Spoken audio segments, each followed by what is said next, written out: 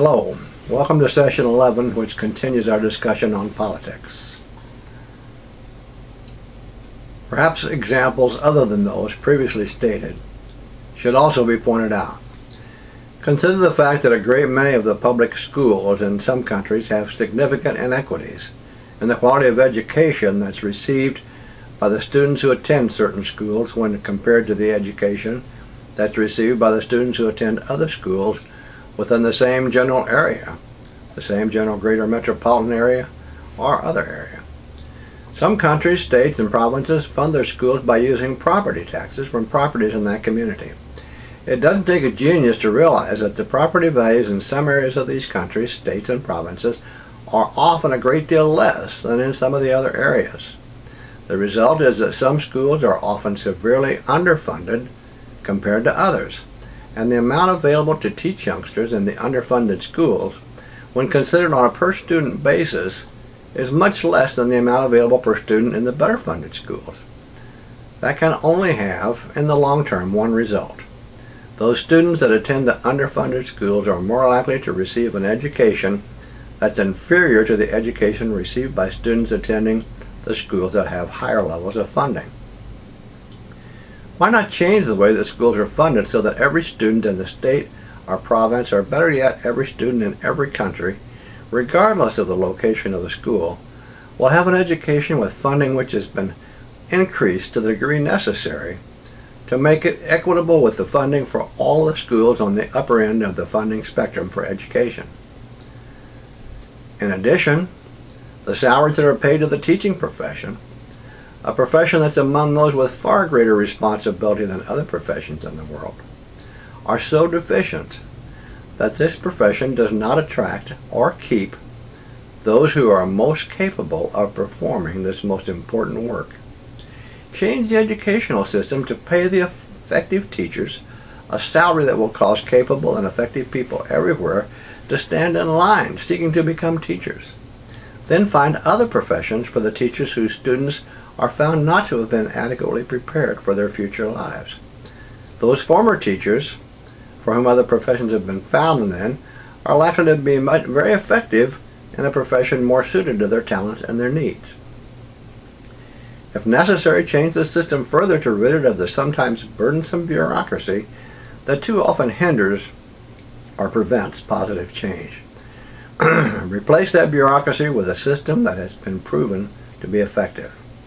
Politicians will probably tell you that the cost of implementing such programs is prohibitive, but that's only because they don't want to look at all the options that are available.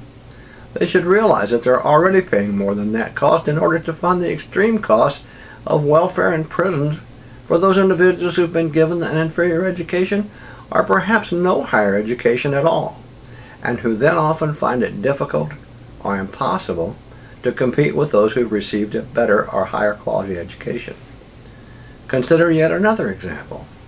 Why have so-called welfare or public aid programs too often been designed in such a way as to be self-perpetuating? However, in some governments they now proudly point to the fact that there are time limits that have been established, supposedly to solve that problem, at the end of which those receiving benefits under the program are dropped. At the same time, these programs, whether limited in duration or not, often make little or no provision for training that will allow workers, especially those who have lost their jobs in industries that are unlikely to rehire, to gain new skills that will help make them more employable. Additionally, why are there often no provisions for child care for the children of those workers who need training or schooling in order to improve their situation sufficiently to avoid a continuing dependency on welfare and public aid programs? Without being able to provide care for their children, many parents could not take advantage of training or schooling to improve their job skills, even if it were made available to them. Consider further why many of these programs, that are often initiated with much fanfare, are so underfunded that they cannot nearly help all of those who are in need. When you consider also the fact now that many will be dropped from the programs after the specified time limit has been reached, regardless of whether adequate provision has been made to preserve the individual's ability to provide food, shelter, and medical care, even the basic essentials, for themselves or their families. When you look at all these, it should cause you to wonder what kind of society it is in which you now live. In addition, too many societies today, there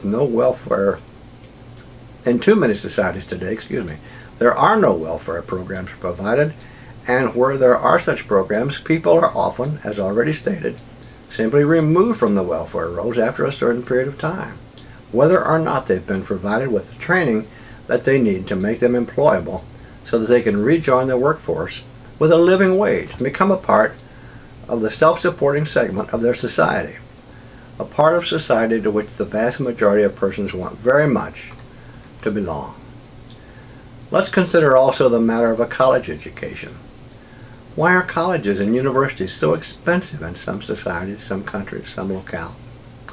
They're so costly to attend that for many who are well qualified, there may be little or no hope of ever attaining the education they want so very much. Why not make an education available to every person who could benefit from it? The society as a whole would derive a tremendous long-term benefit and be uplifted significantly. Does it make more sense to leave everyone to fend for themselves and then have to pay the much more expensive costs of prosecution and prison for those who were, for whatever reason, unable to compete and thereby decided to break the law in an attempt to provide for themselves or their families? I think not. The answers or lack of answers to many of these questions make a sad commentary on our world today. Many informed people would be tempted to say that far too many societies in today's world seem much closer to being run like oligarchies than is reasonable for societies that are being described as true democracies. Note that if there's significant unemployment, then that creates great competition for jobs. Wages are lower. Employees are afraid to complain or even to hope for a reasonable increase in salary unless they're among the very top executives who have, statistically, had the size of their salaries continue to increase, far greater proportionally than that of their employees. Their executive salaries now have grown to the point that in the United States, for example, they are more than 430 times that of the average employee. The difference is far greater than the same measurement between executives and average employees in other industrialized countries. Nevertheless, if the corporate structure in most countries or societies had its way, there would be an ongoing employer's market, to put it mildly. Now, in the past, why do you think it was that the stock market in many countries often dropped when unemployment figures went down? This was true in the United States prior to the worldwide financial crisis of 2008, which put so many people out of work. One would think that this would have been good news back then. Note additionally that if there are large segments of the population who can be made to be perceived as being too lazy to work, always wanting handouts and on so-called welfare programs for generation after generation, then because of that perception, it's very easy to keep the rest of the population angry with that particular segment of society. That anger then is less likely, therefore, to be directed toward those relatively few persons who actually exercise a significantly disproportionate amount of influence, yes, and even control over the society. Although this does not necessarily always refer only to the politicians. It also helps those in power when the workplace evolves as it has today due to downsizing and outsourcing and so on, to the point that those who are still working are now doing the work that 2 or 3 people used to do, and they're therefore so busy and concerned about their own jobs and their own problems that they don't have time to think about what's really happening to their society or why it's happening. When people are well informed and well educated, however, it isn't always as easy to divert their attention or manipulate their thinking and their opinions. Does it surprise you, therefore, that higher education is so expensive and difficult for many to obtain? Are your eyes beginning to open just a bit? Once steps have been taken to correct these very serious problems, there might not be as much wealth or power to go around for all those who crave it, but those in the rest of the population will certainly be able to get by much better than they do today. If you're not familiar with the nature of far too many politicians of today, or anyone else with power for that matter, then start paying more attention to what they do instead of what they say. It could open your eyes even more. The systems of some of the world's governments have become so corrupt. Consider the Abramoff scandal in America, for example. And of course there continue to be other scandals. That those politicians who truly care about their society and the people in it too often either resign in disgust or refuse to run for re-election after discovering how futile it is to try to make decent reform, when those who are likely to lose wealth and or power as a result of such reform are the ones in control of the decision-making process. Such reform is also made more difficult when ownership of the very influential news media continues to move in the direction of being more and more concentrated in the hands of those who have the most to lose by reform of the kind that is so greatly needed. One additional point needs to be made here.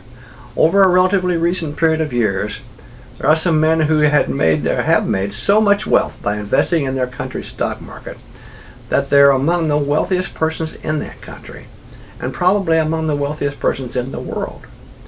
Many made millions, some made many millions, even still some, and a few actually make billions in wealth over and above that which they already had, just within a time period of a few years. Now, of course, things have changed briefly at the moment because the stock market is down because of the change in credit rating of the United States. But in general, those things have been going on for a long, long time. The individual people involved are not the issue. A society built around values that allow such scenarios, that's the issue. Although some changes have come and will continue to come, when you consider the past record, such men are still very much around. Let me say now, however, that wealth which has been earned honestly from hard work and used wisely and with thought for those beyond oneself need not necessarily be the cause for criticism. That's not the primary concern of this video and these sessions.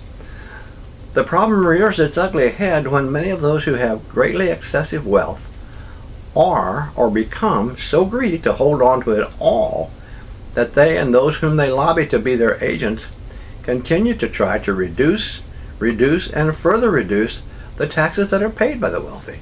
And because of their successes, many of those persons who are among the very wealthy have not been doing their fair share in carrying the burden of supporting the very society from which they have gained so much.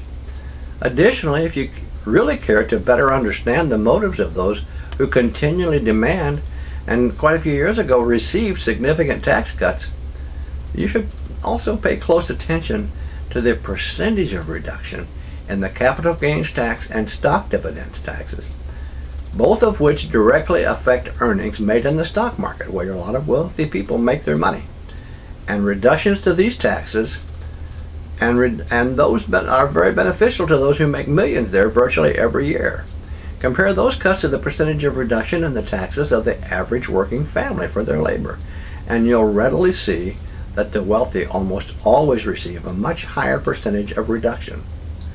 Worse still, compare the funds left over after taxes and expenses have been paid as it relates to the wealthy and even the very affluent families compared to the average working family.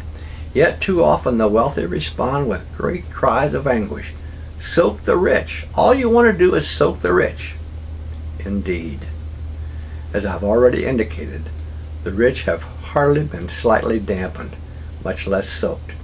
As become very obvious if you care to take a moment to examine their lifestyle and their capabilities financially when compared to the lifestyle and capabilities financially of the average poor or middle income family, then it's obvious that the wealthy do not always pay their fair share. After all, how many excessive millions or billions do these people need for a rainy day? Especially whenever the taxes people are saying are lower than they've been in probably 40 to 50 years. Lower than they've been in 40 to 50 years. Think about that. And they still want to reduce them further. We'll continue this subject in session 12. I want to thank you very much for watching. Once again, I thank you.